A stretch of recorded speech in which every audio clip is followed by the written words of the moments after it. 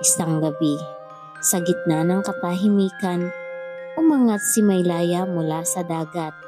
Ang kanyang buhok ay kasing itim ng kailaliman at ang kanyang mga matay kasing lalim ng karagatan.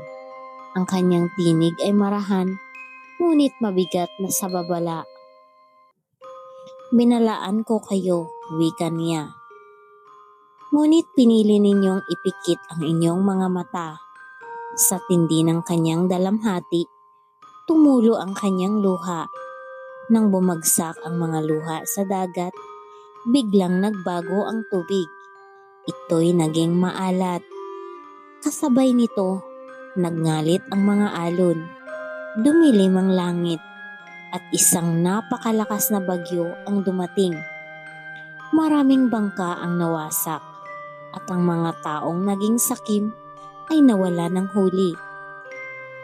Pagkaraan ng unos, bumalik ang katahimikan. Ngunit hindi na muling bumalik ang dating tamis ng dagat. Ang tubig ay nanatiling maalat, alaala ng luha ng diwata. Gayon paman, napansin ng mga tao sa mga pamilyang marunong rumespeto at maghintay.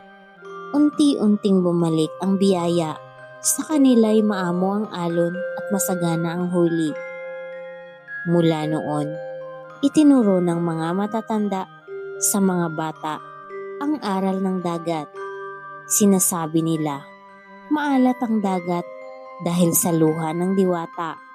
Iyan ay paalala na ang kalikasan ay may puso at damdamin. Kapag inalagaan mo ito, aalagaan ka rin ito.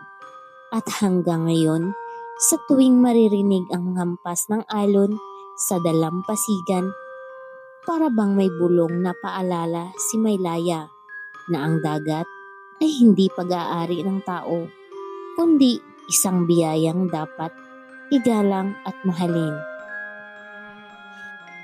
Ang kasakiman ay nagdudulot ng kapahamakan, ngunit ang paggalang, pasasalamat at pag-ingat sa kalikasan ay nagbabalik ng tunay na kasaganahan.